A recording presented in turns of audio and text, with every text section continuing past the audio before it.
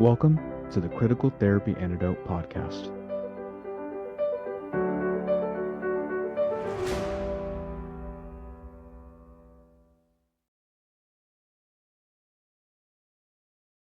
Welcome, everybody, to the CTA podcast. We're glad to have you. And we're especially excited to have our guest, Jenny Lindsay. Jenny, welcome to the podcast. Thanks for having me.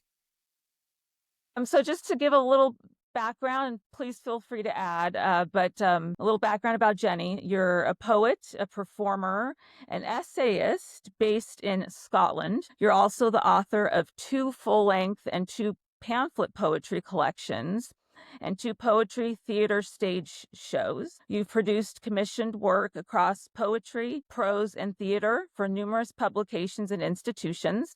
Film poem, The Imagined We, won the inaugural John Bryn Award for Critical Thinking in 2020. And Hounded is your first nonfiction book, which I'm so excited to have a copy of and have started reading. And it's been great so far. So I'm looking forward to finishing it. Excellent. All right. Yes. All right. That's me. That's you. So Michael, do you want to start? Yeah, Jenny, well, thank you so much for joining us today. And, I kind of came into this conversation a little bit of a blank slate.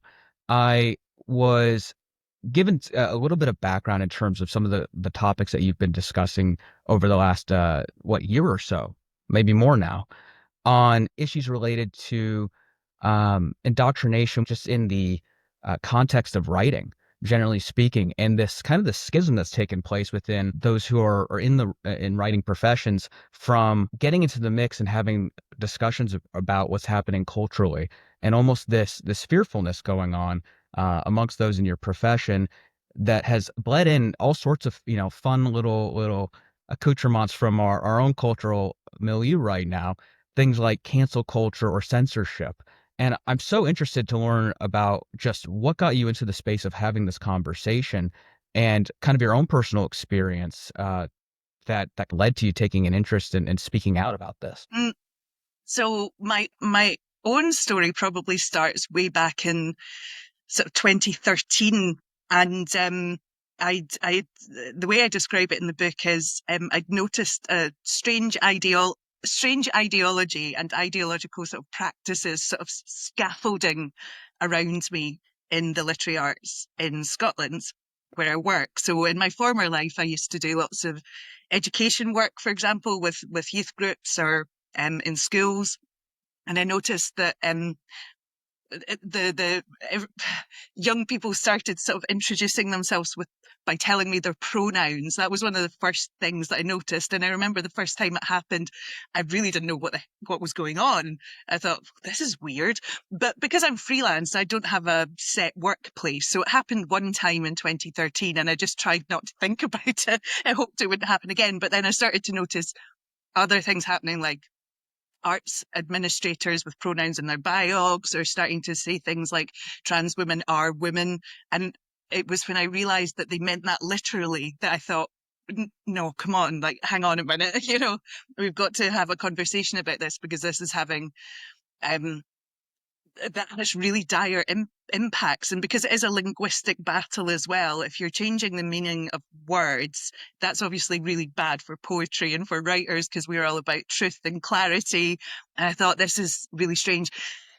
And the thing that you always realize as a woman who's entering into this is that you're really not supposed to question any of it, which instantly, as somebody who is a critical thinker, I really want to do. I want to question all of these things because I find it really, really strange. And obviously it's quite social media turbocharged as well. And the social media space was one that I've had to get really used to because when I started, so in terms of cancel culture and things like that, I've always thought cancel culture was hideous, and I'd been quite aware of false accusations of like racism. And there was a poet called Toby Martinez de las Rivas who was hounded and cancelled by a mob of online poets the year before the same people came for me, because he was falsely accused of using fascist imagery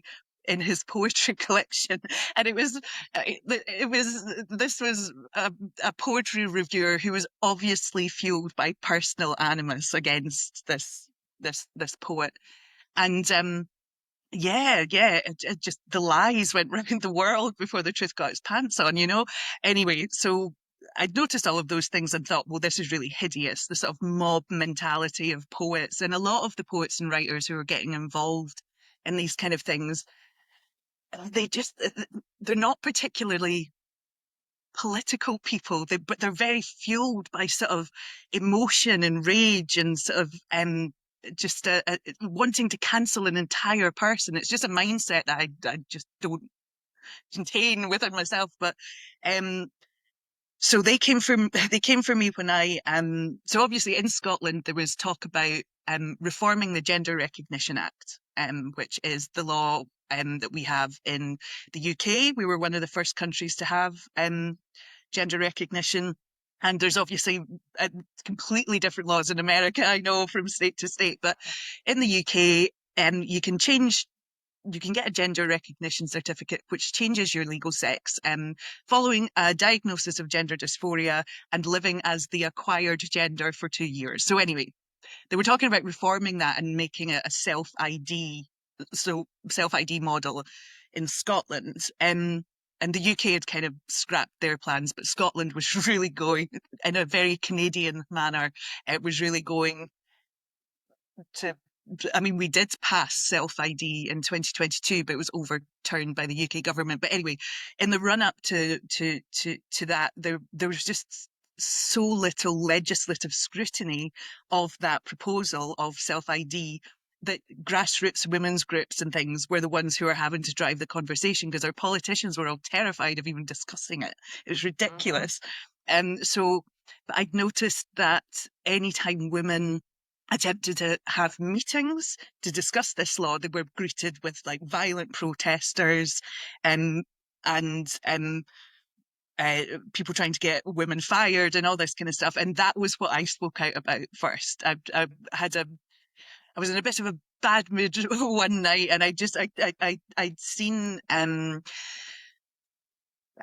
the publication of a justification for an incitement to violence against lesbians at a Pride march, and this was published in a local arts magazine that I'd done work for before, so it was kind of like on my doorstep, and so I very politely tweeted at this arts magazine that I thought it was astonishing that they published this.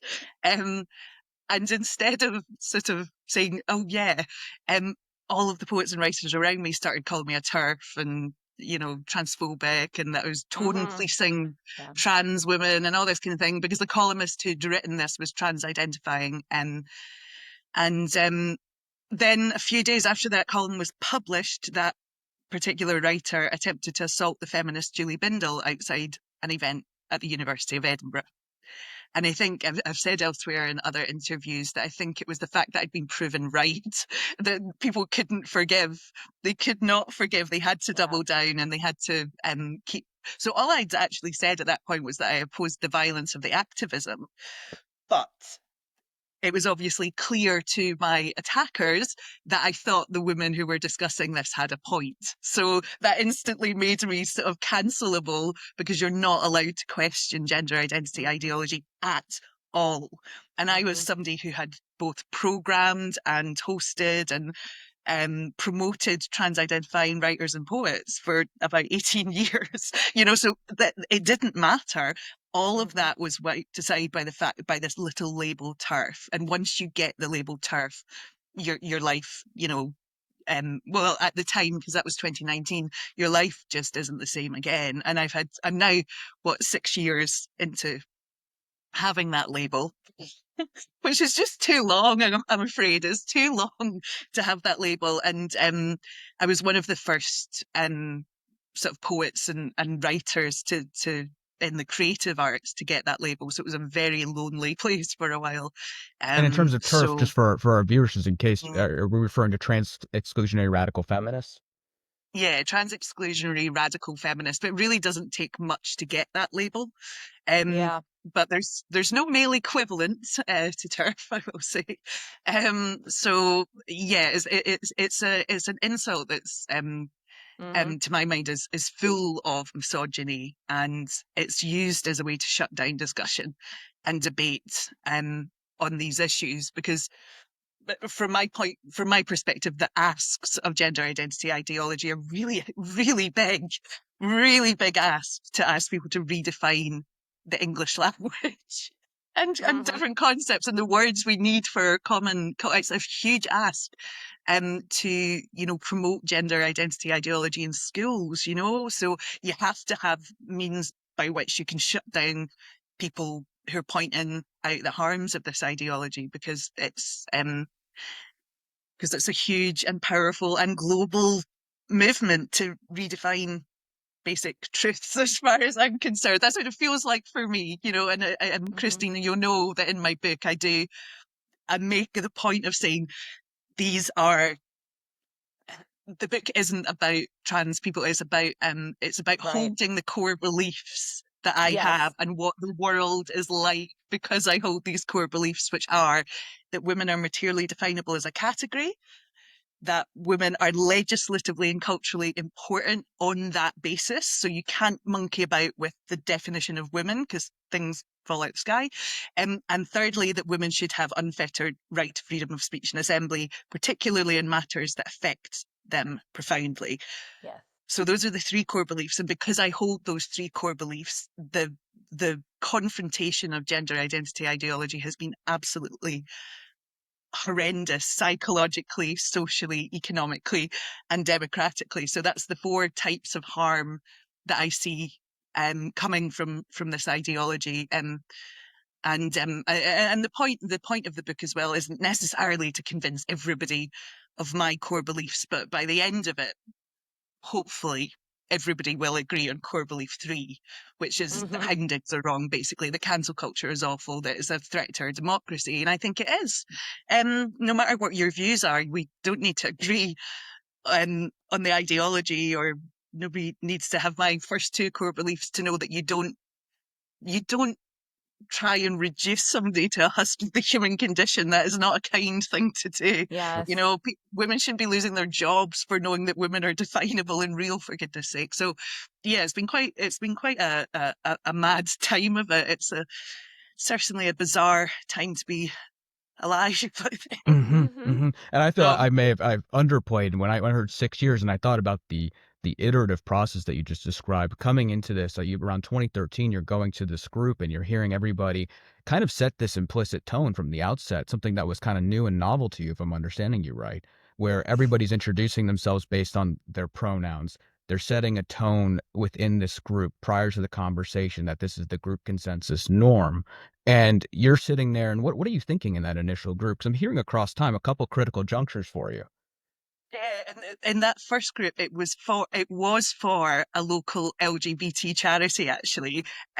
So when I'm thinking back, I'm like, oh yeah, of course it started there, and then it sort of comes out, into the wider culture. So I remember the women who'd booked me to run the workshop, we were walking up the stairs to the venue space, and she turned to me and she said, oh, just so you know, we're trying to normalise everyone introducing themselves with their pronouns at the start of our workshop. So I'll kick things off, and then we'll go round and finish with you. And I remember thinking, what? What do you mean because you don't own pronouns? And I was thinking, God, I don't know what this means. But I just sort of went, okay. And then I obviously clocked on to what was going on when she kicked things off. She's like, hi, I'm Catherine. Pronouns are she, her. Da, da, da. And but I could see in the faces of at least one or two of the other participants that they were like, what the hell's going on? Because it was so novel at that point. And it did ruin the tone at the start as well, because I just thought, well, that's such a clinical way to and I can't even remember what I mean. I must have said, yeah, I'm Jenny. She, I don't know. It was so bizarre. I hated it. I remember sort of leaving and going, I really hope that doesn't happen again. But then, of course, over the next sort of 2 or 3 years, it really started to become more and more common. And I never participated in it myself because I knew that I thought when I was first confronted with ideology, like a lot of women, I thought I must be missing something. I must be missing something. And you do want to be a kind person. And I knew trans identifying people. I didn't want to be mean. I didn't want to be, so I went away and I researched and I read everything about it. I was like, no, I am correct. There's no more to this. This is really bad. This is really bad and really American. It all sounds like it began with an explicit ask. When I was hearing it initially, I thought, oh, they were implicitly setting the tone and just naming their pronouns. But it sounds like from the beginning of that conversation, somebody was coming in and saying, this is how we do things here. And you're sitting there, I'm almost imagining a sense of bewilderment, trying to take it in, trying to get a sense of what each individual within the group is making of the situation. And it's 2013. I don't think the bubble had quite burst yet. No real contextual way to put this into the cultural dialogue quite yet. This was just like a springboard into what was about to eventually unfold into the culture. Yeah. And so you're thinking there's something I must be missing here. Yeah, well, it was when other poets and writers around me started sort of becoming activist artists and activist writers as well. And I remember speaking to one of the guys who ended up being one of my biggest hounders, actually, in probably 2015, I think. And I remember saying to him, listen, I'm really not on board with a lot of this queer theory and all the rest of it. And he was still open to having a conversation at that point. He was like, oh, right, okay, well, I've got some books you could read. And he hands me like Judith Butler and everything. I was like, I have read Judith Butler, for goodness sake. I've got a first-class honours degree in politics. So I'd read that already. But he gave me some other things. I thought, okay, well, I'll have a look into it. And the more I read, the more alarmed I was. This was the thing. They kept sort of assuming that, oh, well, we'll listen to trans people. And I'm like, I am. This is awful. Children are so upset and they're taking testosterone. This is awful. And I think that is what the other side just doesn't understand about this. It's like what they think is amazing. So say like, I 14-year-old's trans journey that they document on YouTube or whatever, and they send you this as a shining example of hope and joy, like, just horrifies me. I'm like, that's a teenager who's had a double mastectomy. Like, come on, that's really serious surgery. It alarms me. It doesn't fill me with happiness and joy. So, and we just have a very fundamentally, at its core, different conception of what gender is, and that's been mangled with, because for so many years people have used sex and gender interchangeably, and the feminist conception of gender has been completely bastardized as well, and a lot of the young activists in particular, they really don't seem to understand what those they've labelled TERFs even think. Like, they think we're all sort of really conservative or something, and that we want all girls to be feminine and all boys to be masculine. It's just not true. I mean, there is that element, of course, but that's more sort of the American right that sort of pushed that, people like Matt Walsh and things. In the UK, the makeup of the people who get called TERF are mostly on the left, or like me, somewhere in the middle, centrists. Yes. But the UK has imported not just the ideology from sort of Canada and America, it's imported the political framing as well. So you see, like, staunch trade unionists and Labour voters like Julie Bindel getting labelled far right. You're like, what? This makes no sense. Because of social media. And as I say, like, a lot of these people pushing this, they aren't particularly political people. They don't analyze things. They just want to shout and push and label and hate. It's awful. Yeah, and I'm really curious about because the title of your book is Hounded also. So I'm curious about what this sort of idea of hounding looked like to you. Was it social media attacks? Were things happening where you weren't getting the jobs that you wanted. I mean, what did that kind of look like for you? How were you being kind of hounded? Yeah, so I like the word hounded and hounding, Yes. rather than cancel culture, because I think they're two different things actually. I mean, cancel culture is part of a hounding. So the reason that I split it into psychological, social, economic, and democratic is a hounding in the gender wars is multi-layered. It's multi-layered. It's carried out by people who really disagree with you, but it's also carried out by people who agree with you as well. And that's where the cancel culture gets in. So psychologically, I mean, it probably goes without saying. If you hold my core beliefs, I feel like the world has gone completely batshit crazy. I mean, that's one of the biggest psychological harms. Yeah. I do feel like I live in a dystopian novel sometimes, Sure. and it's inescapable. You go to the supermarket and there's announcements about Transgender Awareness Week. You've got Nicola Sturgeon on the telly sort of calling people who oppose her policies awful bigots, and it's everywhere, and it's global, so you can't escape it. So it does feel absolutely appalling on a psychological level, even if you're a woman who doesn't get hounded, because if you're a woman who's got these core beliefs, your everyday life is like, it's a constant confrontation with it. So there's that. But when you get hounded, it's that sense of, so many women have described it. You feel like you can't, there's nothing you can do. Once you get that label, it sticks. You've got it forever. So you can't get rid of it. There's nothing you can say. You can't apologize, because what are you apologizing for? Holding like true beliefs about the reality. I'm not apologizing for that, but everyone's trying to make you. So psychologically, it's that kind of thing. And also in the arts, although the book doesn't just focus on the arts, it's particularly bad in the arts and theatre and places like that. All of my clients push this ideology as well. Every single job advert in the arts, even like roles for, obviously female roles, now say female identifying actors wanted for. So it's the language of the ideology is absolutely everywhere. And it's in so many laws and proposals. So you've got to constantly be vigilantly looking out for them as well. So it's a multi-layered attack, but on an individual level, it varies for different women. Not all women suffer economically in the way that I have. I mean, I lost all of my work. I lost 100% of my clients, including clients who didn't want to cancel me.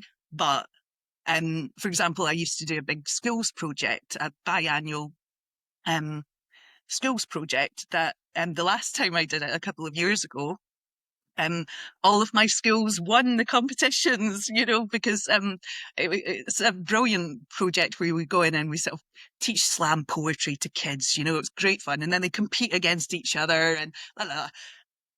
One of my favorite types of work to do, because working with, they were sort of about 11 years old and they were absolutely brilliant. And my schools came first, second and third, and it was brilliant, blah, blah, blah. But the woman who runs that project has now dropped me because she stuck up for me that time, and she got help for it. So I've now lost $3,000 worth of work, and that's somebody who didn't want to drop me, but she did, because she's like, she did, yeah. I'll lose my funding. So I mean, economically, I lost absolutely everything, and because I've been freelance for over a decade, so it's been really difficult to find work. But that's why I've moved into writing nonfiction and essays and things. So but it's really difficult because it's bad enough. I think I say this in the book. It's bad enough having the sort of psychological effects of unemployment without it being for reasons that are foundationally baffling as well. Like, what the hell? Like, why can't I teach kids in school because I know that women shouldn't get throat punched for having meetings? I mean, for God's sake, this is ridiculous. And at the same time, I've had to sit back and watch all of my hounders get all my old work. I'm like, and I've never named all of my hounders, but they're, they include people who are now the director of poetry festivals. They include bookshops and publishers and people working in publishing. And I know that, I mean, Scotland's a tiny, tiny place. So, if there's no point in me applying for certain things that I would have gone for and got probably before all this happened, because my Hounders are on the judging panels. Yes. For God's sake. And so It's like, this yeah, The layering of it is so yeah, difficult. Well, it sounds like it, you're describing a total ecosystem, top to bottom, everything from the language and the suppositions that are built into the language to having the scarlet letter applied to you and it having almost a contagion effect if somebody actually is in network with you, having this, what would you say, this purity sanctity conversation about what you ought to believe just by virtue of the implicits involved in how people are going to treat you after you receive a label like that. And if I understood you correctly, at the outset, you were initially starting to point out some of the more harmful activities that more extreme activists were engaging in, and taking note of this mob mentality ahead of time, only to find yourself hounded as a result. I it's know, it's so ironic. Yeah. there's a lot it's interesting to me to hear about this happening in the creative arts, because in the mental health profession, I mean, it hit us pretty badly. I myself, ended up leaving the position I had because I wasn't willing to do the pronoun thing and all of the other factors that create this critical social justice ideology. So we kind of, the mental health profession, thinking about it for me has been, okay, this is where we're seeing it the most. And I think what's so surprising to me is to see that it's actually in the arts, where you wouldn't think anybody gets canceled. The whole idea there is about, self-expression and self-realization and self-determination and being able to put out the material that you want to put out.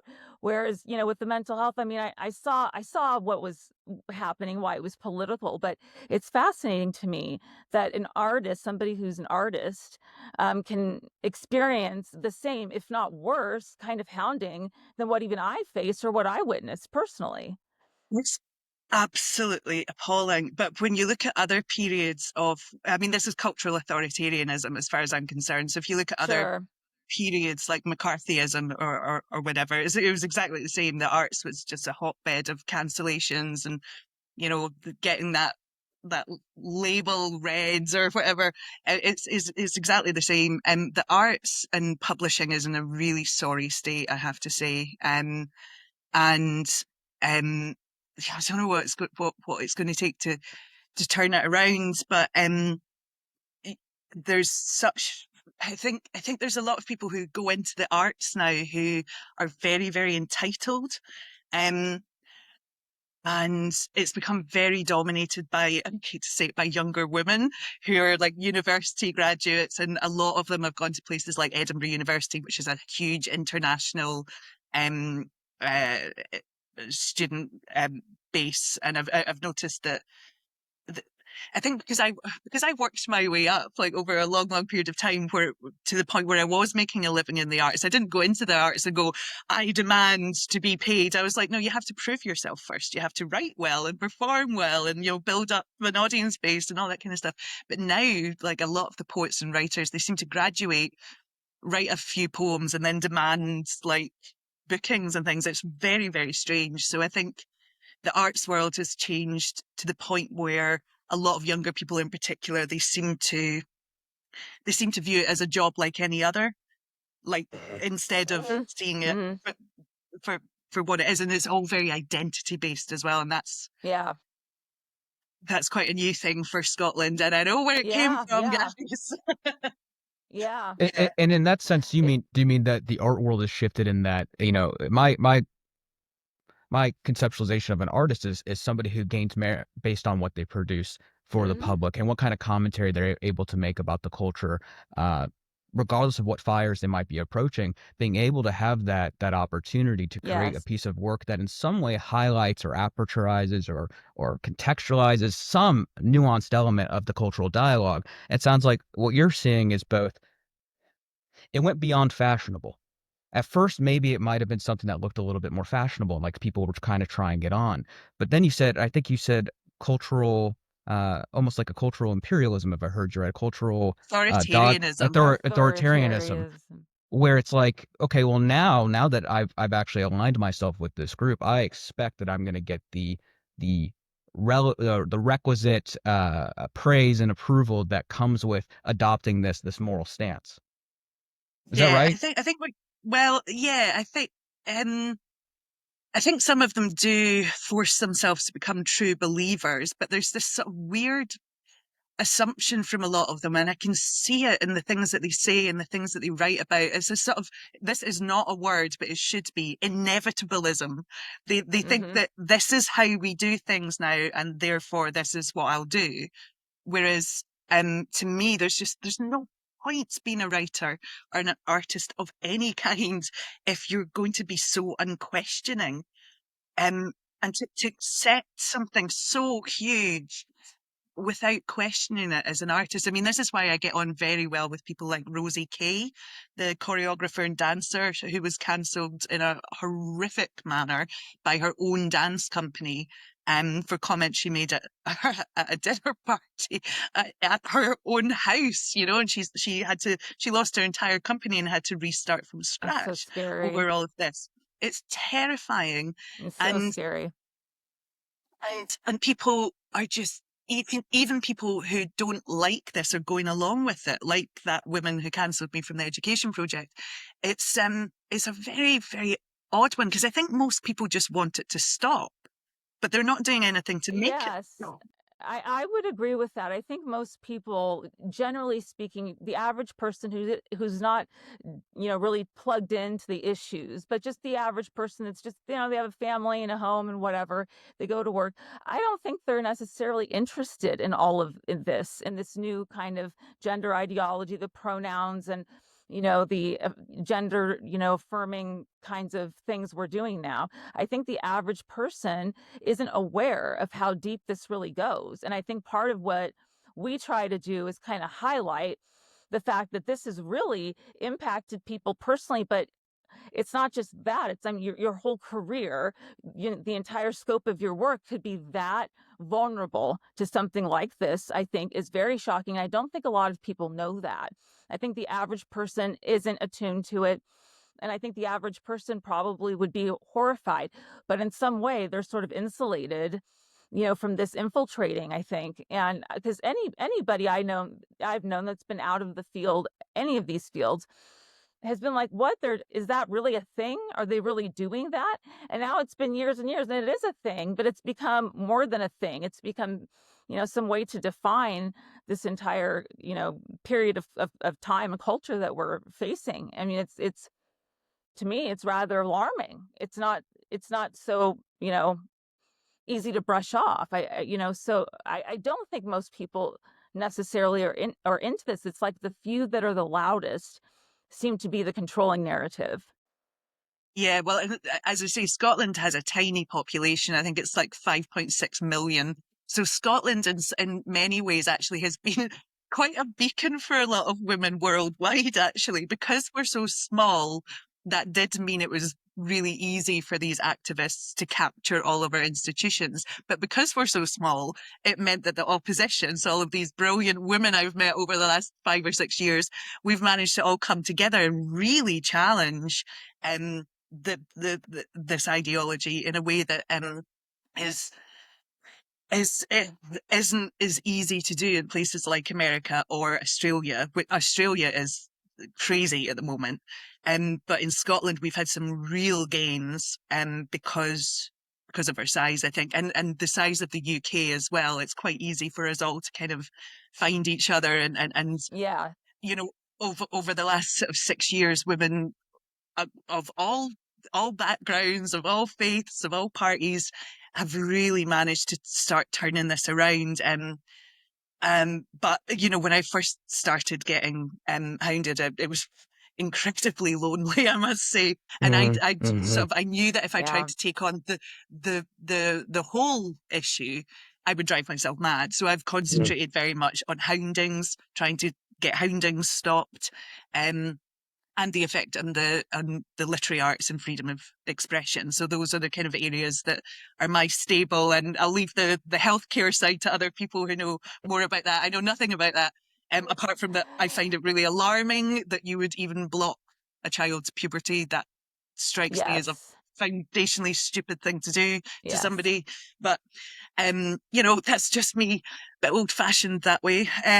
So No, yeah, but you do kind of yeah. see this thing, Jenny, where it's like there has been this conflation between emotional harm and physical harm in some sense. This conflation between intellectually what you find displeasing intellectually being akin to you experiencing harm, and it almost seems like it's allowed for this proliferation of activities that completely disregard individuals such as yourself. That says, we know what this will do to somebody. It completely ignores the possibility that it will actually lead to something akin to emotional harm or something worse in some cases.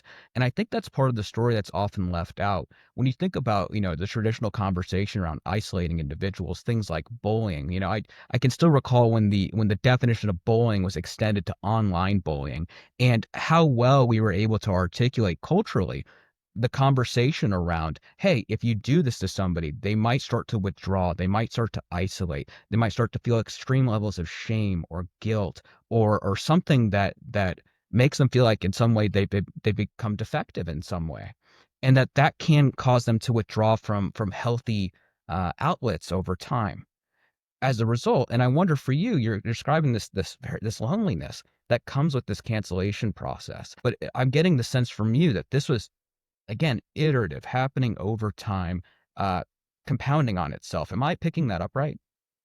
Yeah, so I had about 7 months of very quiet cancellation after I made that first sort of tweet to the arts magazine. So I started losing work, but not 100% knowing why.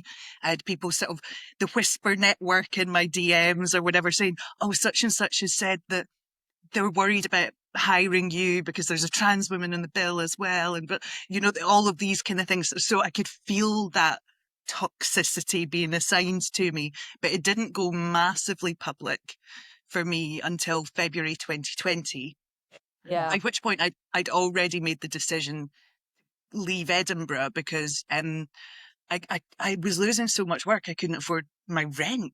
It was awful because I was privately renting in a one-bedroom place in the centre of Edinburgh, so my costs were quite high. So I was like, I have to get out of here. I can't afford to live here anymore.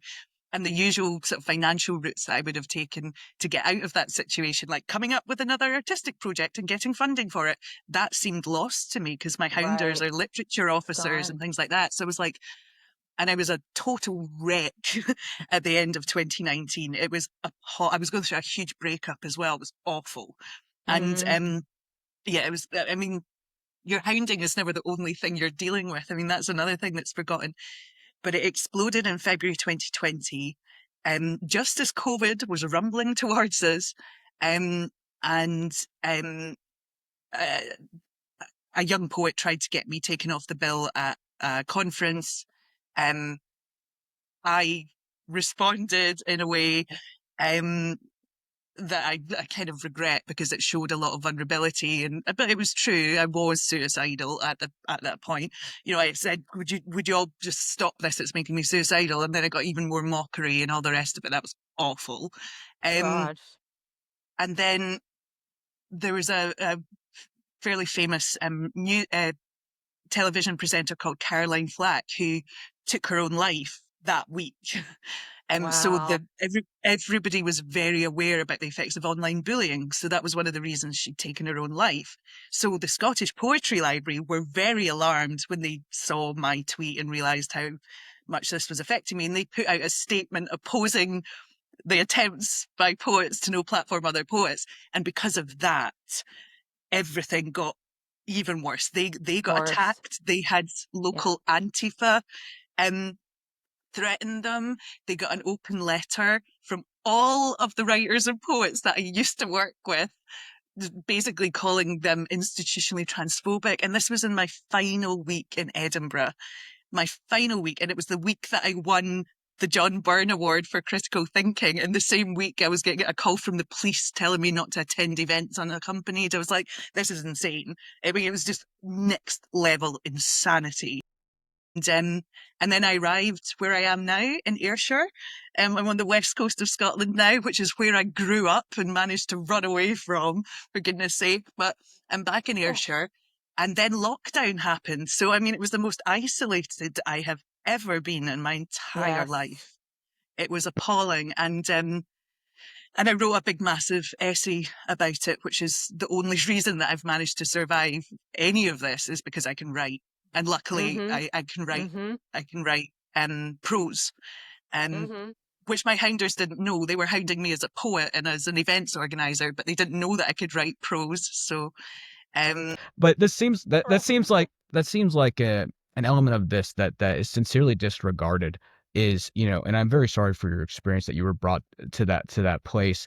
I had a conversation recently with a colleague about an individual in Canada. I believe his name was Richard Bilkso, and he was, I believe, a school administrator, a principal who went to a diversity, equity, and inclusion training, and was accosted at this training quite harshly. And there's a recording actually of the conversation, and that this led to kind of the same ecosystem that you're describing to me, the harsh punitive response from the group around you, but also this internal perhaps this internal response of, there's something wrong with me for having spoken out or spoken up or shared my thoughts that were out of line with the group.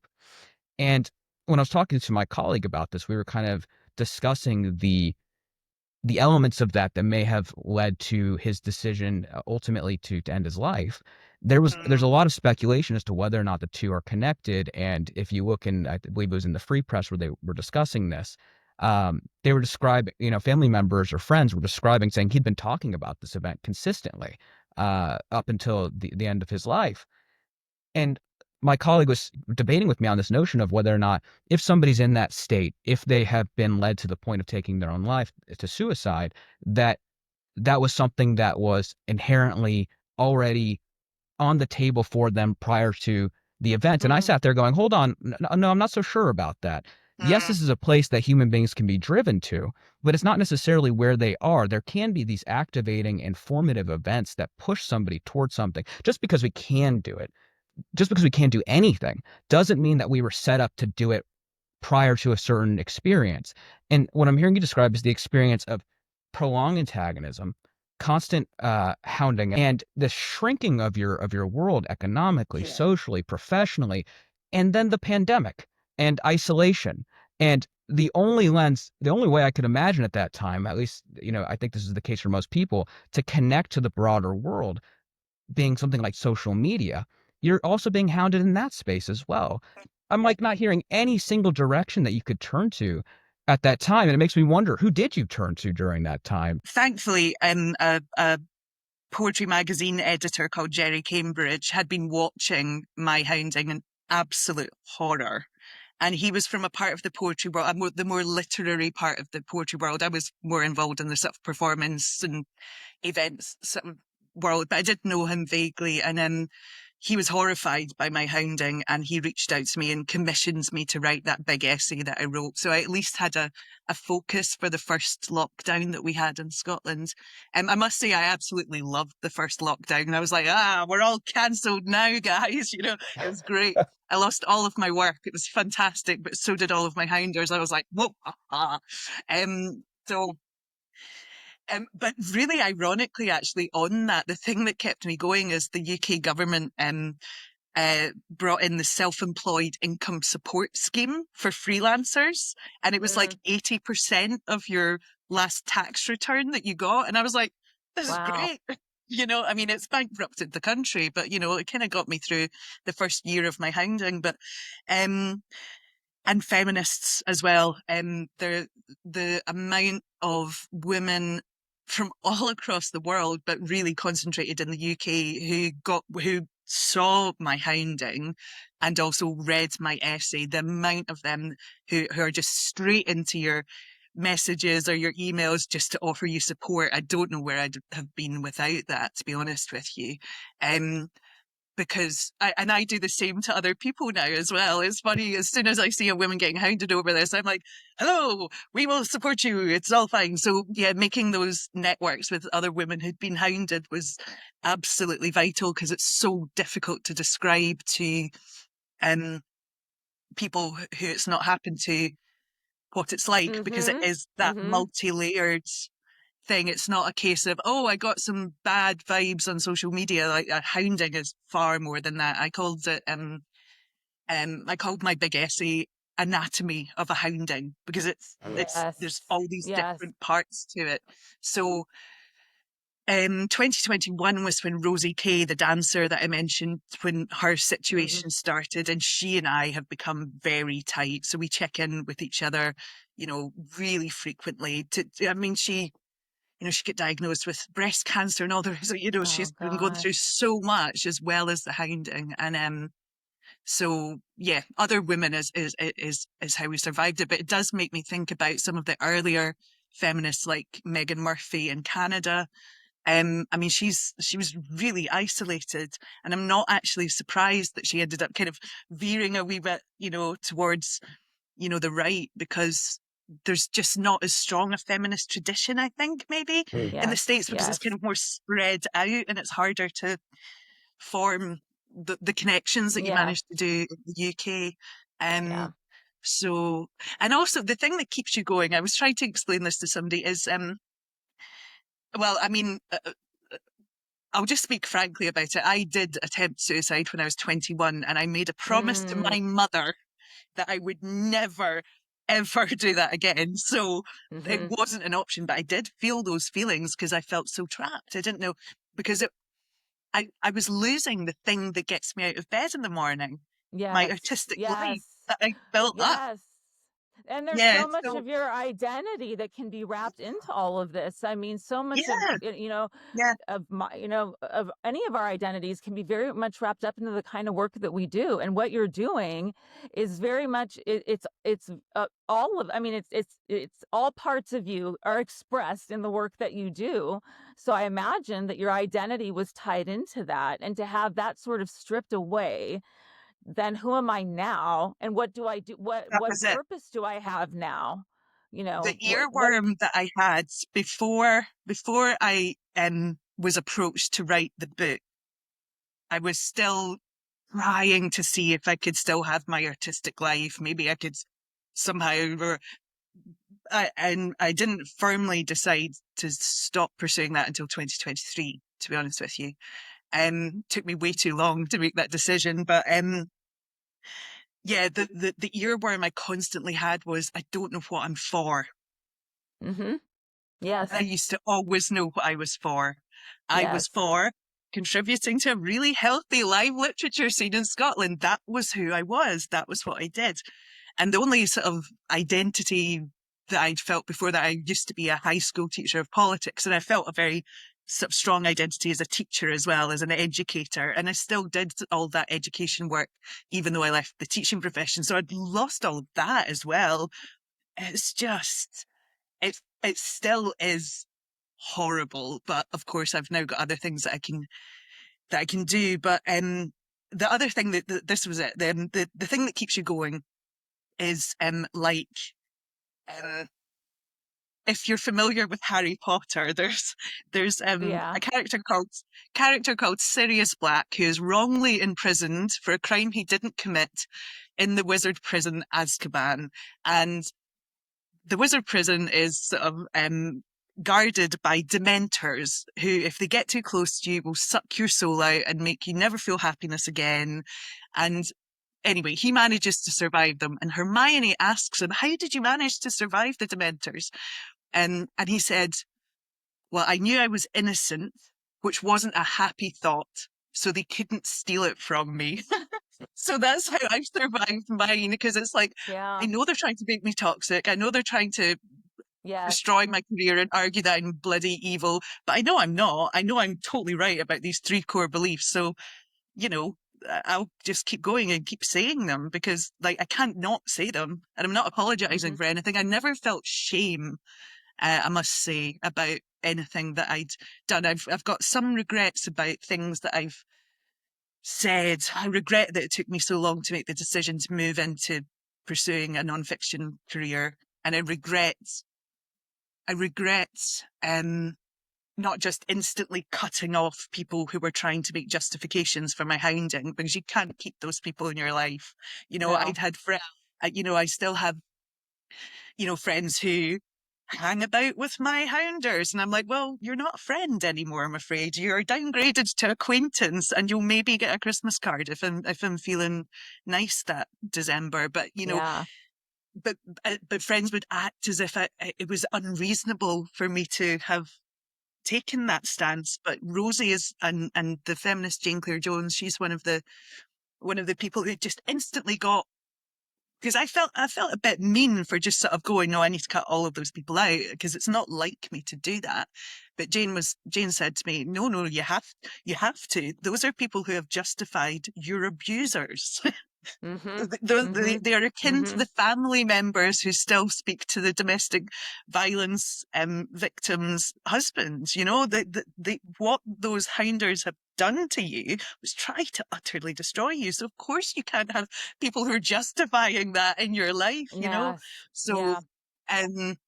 yeah, so it really wasn't in my nature to be like this before this happened, but I have become so much firmer with my boundaries with people like that now, which I think is probably a good thing, actually. It sounds to me that you're describing a process of not just loss, but also that sense of betrayal that came with your experience for those who kept connected to those who were really just Sure. adding to the weight of the experience. And to experience a betrayal like that and to have your life bottom out as a result. I mean, the pillars of your life, as you're describing them for me, were completely being eroded at the base. And the one thing, the true thread, if you will, that was keeping you going was that you were innocent, that you knew that you had done nothing wrong here. And, you know, a good callback to something like written by J.K. Rowling, given, you know, what's Yeah, happened in her life the last few years. But you yeah. had this through line almost here, it sounds like, to yourself, to who you are, to who you've been, knowing that what you were doing was not, and forgive me for interpreting here, but was not an act of defiance for defiance's sake, but because it Mm. was deeply embedded in your personal values and the way that you had operated as a human being. Yeah, and how I'd operated in my work. So one of my main ways of making money in my old life, as I think of it, capitalized, like old, the O and the L, old life, was I was a programmer of live literature, and I booked people with so many different viewpoints, and I didn't necessarily agree with them, but I thought they had something worthwhile to say, or they were good poets or good writers or whatever. And to me, a healthy democracy and a healthy literary culture is booking people on the basis of merit. You never try and shut people down or destroy their freedom of speech. You don't stop them meeting. And so this ideology and its activism was instantly a massive red flag for me because it was doing all those things. So even if I'd agreed that trans women are women, for example, because of that core belief, I could never have supported the activism and I'd still have called it out. So the same thing would have happened even if I shared their views, because I can't abide, I love democracy. And I think we're so bloody lucky to live in democracies, but they're really fragile. You've got to be careful with them. And Yes. so I just had to say something. And if I hadn't said something that day, I'd have said something when the columnist attempted to assault Julie Bindel. I actually, like J.K. Rowling, I could have spoken out sooner. You know, I'd felt a wee bit guilty that I'd sat back, you know, and I'd watched other women be hounded and I hadn't sort of stuck up for them. So it was always gonna happen at some point. And yeah, I really hope that I live long enough to see this just stop, though. I think I think we just didn't know how to deal with social media. And I think that the ideology itself would never have got the purchase that it has Yes. without social media.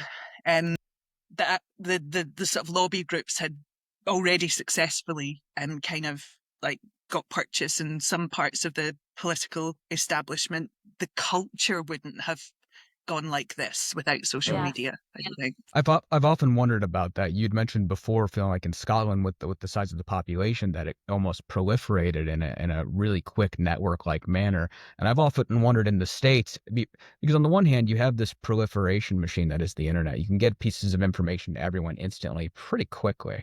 I mean, instantly is pretty quickly, but like pretty quickly you can get information to people and ideas to people.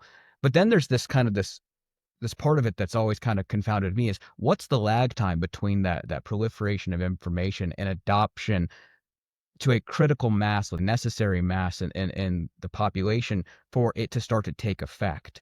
And how far do those ripples get out before another stone can be thrown into the waters that sends out another source of ripples? In other words, how long does it take for a correction mechanism to kick into place for people to start having a conversation about it? Our usual mechanisms of managing that seem to be, in a large part, associated with the arts, the ability to parody, to make fun of or fun with.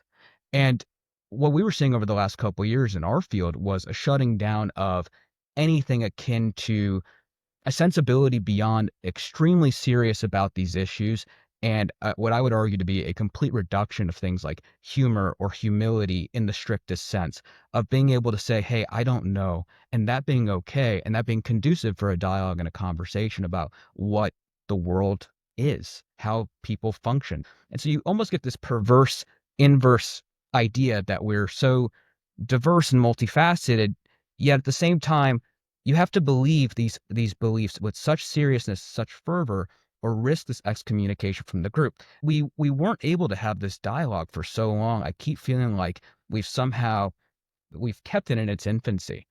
And so just to kind of connect it back to your experience, treading on the ability to create freely, to be flexible and respond to the culture freely seems like a massive infringement on any creative enterprise because it can't actually create a commentary as to what's going on. Yeah, hilariously, my final poetry stage show, which got absolutely brilliant reviews, I must say, but it aired in 2019, a few months after my hounding started, so that was fun. But it got a great review that said, what was it? Brings a refreshing sense of joy to subject matter often discussed in a much less humorous space or something like that. So it was basically saying, God, good on her for actually bringing humor to the subject matter. It wasn't about gender self-ID, but it was I called it a poetic memoir about my experience, you know, with feminism and getting on stages since my 20s. So it was kind of a sort of poetic memoir journeying through my different sort of experiences, interspersed with like lots of different poems and storytelling and whatever. And in that show, 2/3 of the way through, I was quite cheeky because on purpose, I was avoiding talking about gender self-ID. And so I performed the title poem of the show, which was called This Script, which is online. People can watch it. And then I turn to the audience and say, right, well, this is the title poem has been performed, something like this. I'm mangling this, I'm afraid. I said something like, well, audience, the title poem has been performed. We must be on the home run. But this is a show about the schisms within feminism. And there is a huge elephant in the room. And I could feel the audience going, oh no, please don't let her talk about the trans stuff. I wanted them to question that tension. And actually, I wasn't talking about that at all. And an image would come up at the back of the screen with the words feminism meets capitalism for a dram. So it was a scene where feminism and capitalism go on a date. But I could feel that they would always laugh as soon as they saw that because they were like, oh, thank God. And I wanted them to question that why they didn't want me to talk about that issue in a show about feminism. And I was being cheeky with that there because I knew that I couldn't get up. I didn't want to get up on stage and say, oh, I oppose gender self-ID. How boring. How boring is that for a poetry show? But yes, you're saying the shutting down of discussion and the sheer joylessness of a lot of the artistic work that's getting made about non-binary and queer. It's so joyless. And it's awful. I mean, it's really anti-art. It's propaganda, you know? Yes. Yeah, it's really frustrating. And yeah, it affects every single profession, obviously your own, but it affects the teaching profession because you've got teachers who are having to avoid, like, I don't even know how I'd have taught some of the lessons that I used to teach, which were about sort of inequalities between men and women. How am I supposed to teach that to teenagers now when half of them identify as non-binary? You know, it's like, how do we even balance this? So, And what a um, fascinating yeah, tool to employ in your work, because I think about it, you know, I was thinking back to my own training and how as an early clinician, you might have, I'll speak for myself. I was given back feedback that in one of my sessions, which as part of our training, and this is all something that you ask of your clients and have informed consent with your clients to do, we might do something in the telehealth sphere that, you know, we might have a recorded session where essentially it's not my client that's essentially being reviewed. It's the clinician in their training that's being reviewed. And one of the feedbacks I remember getting early on was something along the lines of, "Hey, don't be afraid to evoke silence when you don't know what to say necessarily. You don't have to fill the noise and fill the void."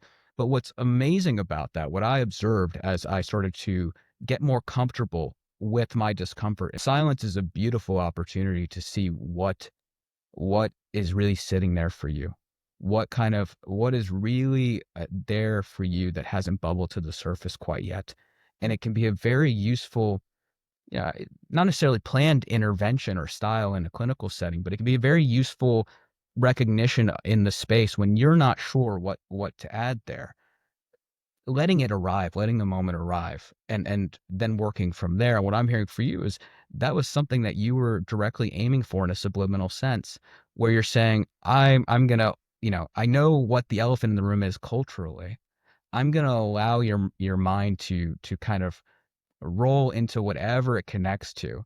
And then I'm going to completely subvert the tension in the room, bringing humor to it. And there's a totally intellectualized way to diffuse the humor. And I apologize, but it's subtly no, brilliant. it was what I was trying to do, and if I can just give myself a pat in the back, it really worked. And because after the show, I'd sometimes speak to people, and they were like, "Oh, that point when I thought you were going to bring up the turf wars or whatever." And this is before so I did a scratch version of it in 2018, and that scene stayed in the final version in 2019. So um it's ridiculous. There's a photo of me performing the the scratch version, so the sort of unfinished, unpolished version in 2018, and I've got a standing ovation in this 100-seater theatre, and all of the audience are people who a year later ended up cancelling me. My Wow. views hadn't changed. My views hadn't changed Yes. between 2018 and 2019. The show was always about what it was about, which was about centering Yes. women, centering women. I didn't want to talk about the fucking trans race. So, Yes. I was actively trying to avoid it while still having my integrity, because I really did not want any of this to happen.